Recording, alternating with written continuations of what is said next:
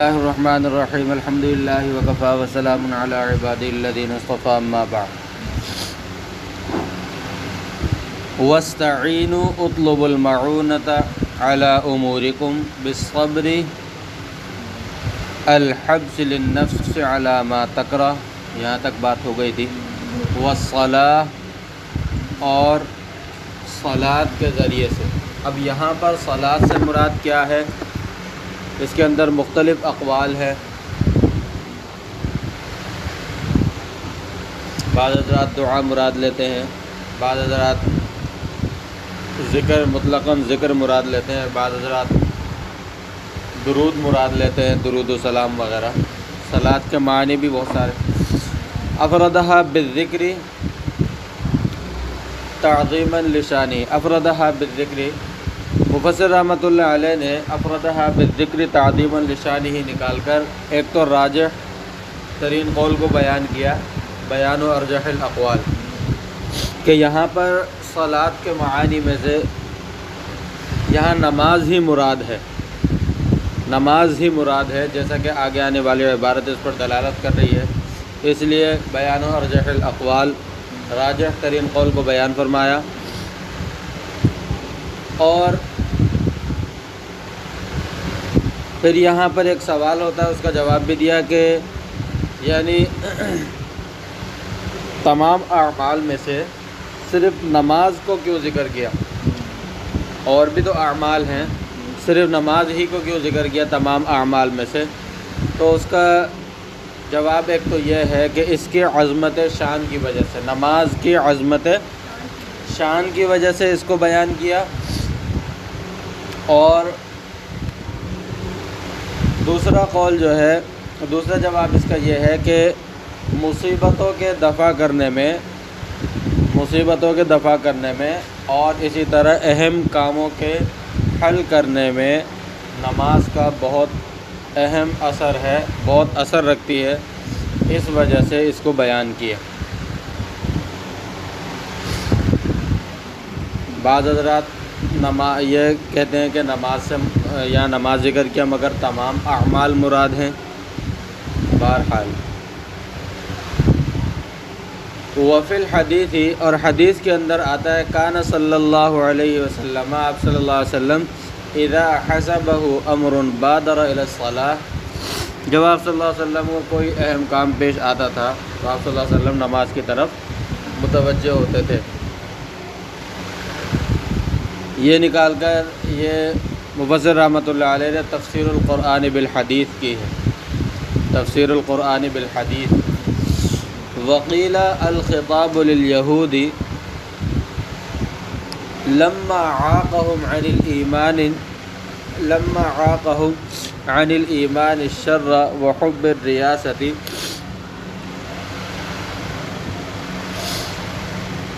فأمروا بالصبر وهو الصوم لأنه يكسر الشهوة والصلاة لأنها تورث الخشوع وتنفي الكبر، لأنه يكسر الشهوة والصلاة لأنها تورث الخشوع وتنفي الكبر۔ جی ایک تو جی تفسیر القرآن بالحدیث،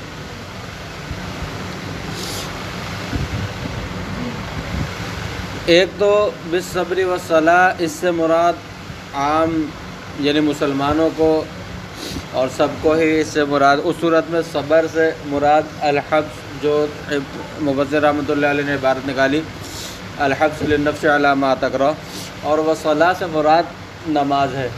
یہی راجح قول ہے، اسی لیے مفسر رحمۃ اللہ علیہ نے افردھا بالذکر۔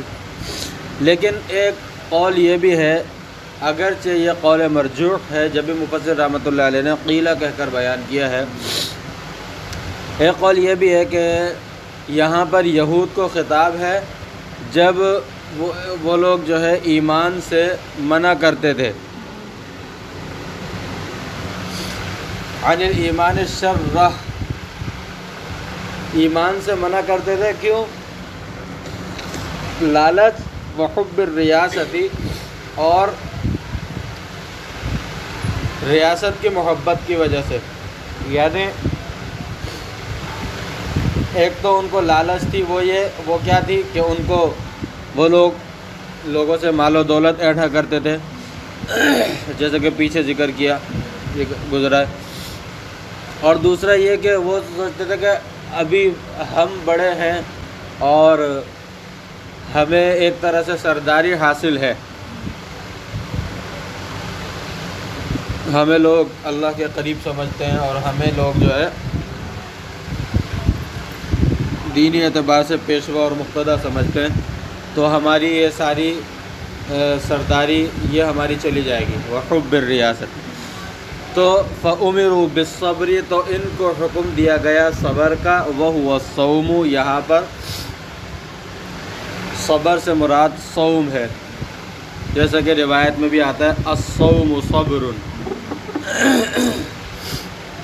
یہاں صبر سے مراد صوم یعنی روزے ہیں۔ روزہ جو ہے لِأَنَّهُ يَكْسِرُ الشَّهْوَةَ، اس لیے کہ روزہ جو ہے خواہشات کو توڑتا ہے، روزہ جو ہے خواہشات کو توڑتا ہے۔ ان کے جو لالچ تھی مال و دولت کی اور ریاست کی محبت تھی، سرداری کی، ان کو جو یہ ساری شہوت تھی، خواہشات تھیں یہ ساری کی ساری، تو جب یہ خواہشات کو توڑتی ہے تو جب یہ روزے کا اہتمام کریں گے، یہ خواہشات کو توڑے گی تو پھر یہ ایمان کی طرف متوجہ ہوں گے اور جو حرکتیں یہ کر رہے ہیں اس سے رکیں گے۔ والصلاۃ، اور نماز کا حکم ان کو دیا گیا، اس لیے نماز جو ہے خشوع کو پیدا کرتی ہے اور کبر کو بھگاتی ہے، ختم کرتی ہے۔ لِأَنَّهَا تُورِثُ الْخُشُوعَ وَتَنْفِي الْكِبْرَ، کہ نماز جو ہے خشوع کو پیدا کرتی ہے اور کبر تکبر کو بھگاتی ہے، ختم کرتی ہے۔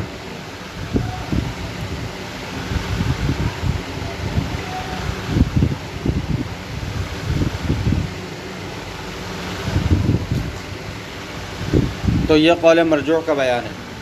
وَإِنَّهَا، اور یہ ای الصلاۃ یعنی نماز، یہ نکال کر مفسر رحمۃ اللہ علیہ نے ضمیر کے مرجع کو بیان کیا، مرجع الضمیر، لَكَبِيرَةٌ، یہ بہت یعنی یہ سخت ہے، بھاری ہے، ثقیلۃ، کبیرۃ کے لغوی معنی بیان کیے، یعنی یہ بھاری ہے، الا علی الخاشعین، یعنی نماز پڑھنا بہت بھاری ہے، بہت مشکل ہے، الا علی الخاشعین، مگر ڈرنے والوں پر، یعنی ڈرنے والے جو ہیں اللہ تبارک و تعالی سے، خاشعین جو ہے ان کے اوپر نماز بھاری نہیں ہوتی بلکہ ان کے اوپر نماز ہلکی ہوتی ہے۔ اللہ تعالی ہمیں بھی خاشعین میں شامل فرمائے۔ الساکنین، الساکنین نکال کر خاشعین کے معنی بیان فرمائے۔ الی الطاعۃ، الی الطاعۃ، یہ صلے کو بیان کیا، الی الطاعۃ، الساکنین خاشعین کے صلے کو بیان کیا، یعنی جو اللہ کے اطاعت کرنے والے ہیں اور اللہ کے اطاعت کے ساتھ رہنے والے ہیں، صلے کو بیان کیا، الساکنین کے صلے کو بیان کیا۔ الذین یظنون، جو لوگ وہ لوگ کہ جو یعنی خاشعین کون لوگ ہیں کہ وہ لوگ جو لوگ یقین رکھتے ہیں۔ ظن یظن کے کئی سارے معانی آتے ہیں، گمان کے بھی آتے ہیں، یقین کے بھی معنی آتے ہیں، اور بھی بہت سارے اس کے معنی آتے ہیں۔ تو یہاں پر مفسر رحمۃ اللہ علیہ نے یوقنون نکال کر تعین احد المعانی کی ہے، ایک معنی کو بیان کیا اس کے معانی میں سے، انہم ملاقو ربہم، کس چیز کا یقین رکھتے ہیں کہ وہ اپنے رب سے ملیں گے، اپنے رب سے ضرور ملاقات کریں گے۔ بالبعث، یہ لقاء کی تصویر کو بیان فرمایا، لقاء کی تصویر کو بیان فرمایا، یعنی لقاء کی صورت کیا ہے؟ مرنے کے بعد جب دوبارہ اٹھیں گے، بعث کہتے ہیں مرنے کے بعد دوبارہ زندہ ہونے کو، پہلی مرتبہ زندہ ہونے کو انشاء سے تعبیر کیا جاتا ہے، اور مرنے کے بعد دوبارہ زندہ ہونے کو بعث سے تعبیر کیا جاتا ہے، بعث سے اور اسی طرح معاد سے۔ وَأَنَّهُمْ إِلَيْهِ راجعون، اور اس بات کا یقین بھی رکھتے ہیں کہ وہ ضرور اپنے رب کی طرف لوٹ کر جانے والے ہیں۔ فی الآخرتی، محل خاص محل رجوع یعنی محل خاص کو بیان کیا کہ آخرت میں یہاں پر لوٹنا مراد ہے، ہر وقت کا اور عالموں کا لوٹنا نہیں، یہاں خاص آخرت میں لوٹنا مراد ہے۔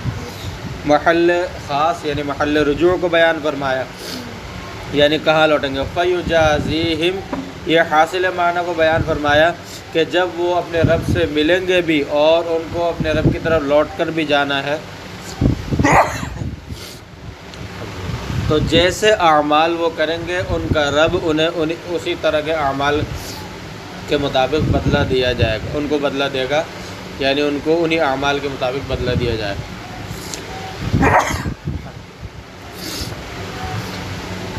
یا بنی اسرائیل اذکروا نعمتی التی انعمت علیکم، اے اسرائیل کی اولاد، اے بنی اسرائیل، میری ان نعمتوں کا تذکرہ کرو جو تم پر میں نے کی ہے۔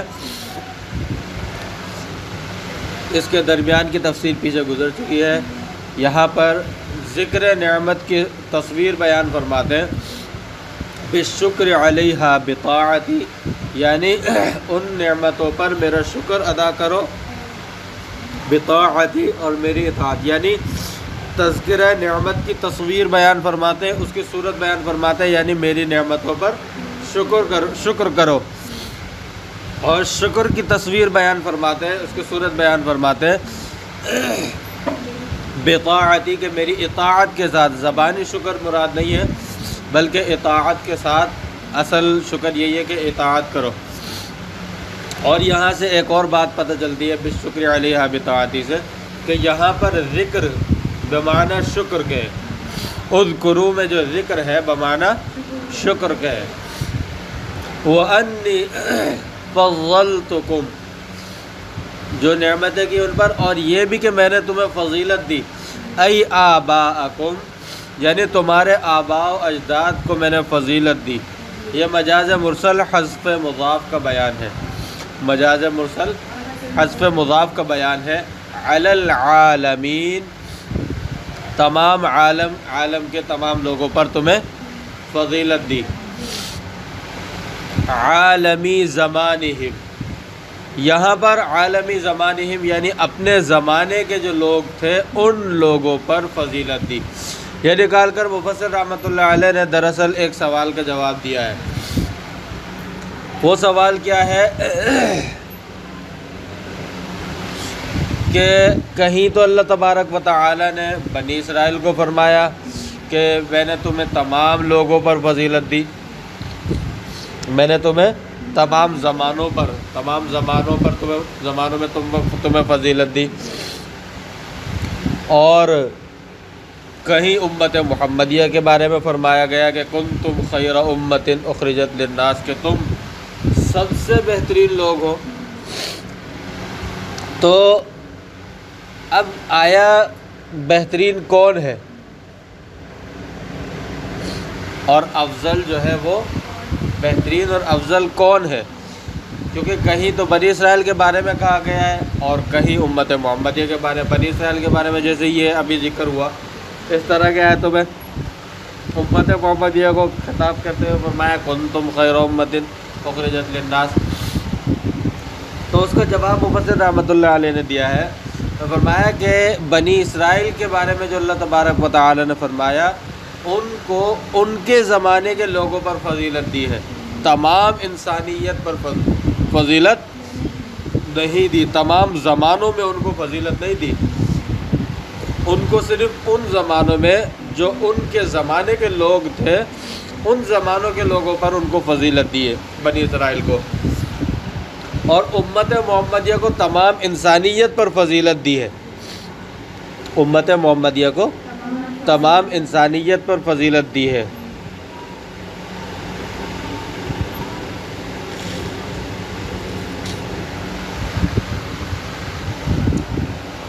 آ رہی ہے سمجھ میں؟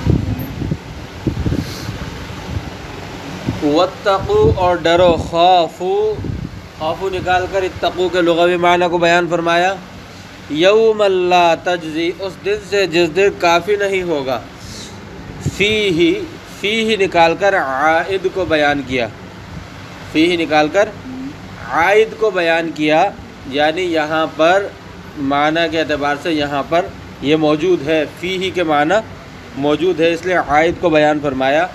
نفس عن نفس شیئا، فائدہ نہیں دے گا اور کافی نہیں ہوگا کوئی نفس کسی نفس کی طرف سے، شیئا کسی بھی چیز کا، یعنی فائدہ نہیں دے گا کوئی نفس کسی نفس کو، کوئی انسان، کوئی جاندار کسی جاندار کو کوئی فائدہ نہیں دے گا اور کسی چیز کا بھی فائدہ نہیں دے گا۔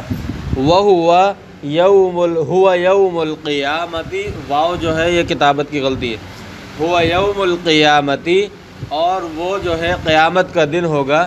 یہ یوم کی تعیین کی ہے مفسر رحمۃ اللہ علیہ نے۔ جی فیہ عائد کو بیان فرمایا، عائد کو، جی عائد معنی کو لوٹانے والا، یعنی معنی اس فیہ کے معنی اس کے اندر پائے جا رہے ہیں،